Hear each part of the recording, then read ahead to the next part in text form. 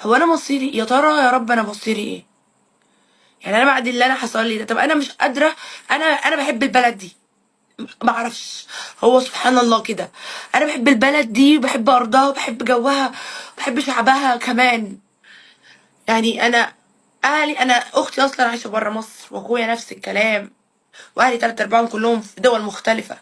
يعني تعالي يا بنتي، وقلت لا، مش قادره انا اعيش مع ناس مش من طينتي ومش من ارضي، مش قادره اقعد في ارض غير الارض دي. كفر او ده غلط مني ان انا مش عايزه ابقى يتحكم عليا بالغربه. يعني انا ليه اتسجن بره بلدي؟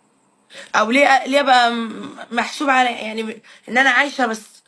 انا بالنسبه لي ان انا لو مشيت من البلد دي، جو بقى ان انا اطلع زي ما بيقولوا لي اطلع على دبي واطلع على ما اعرفش فين،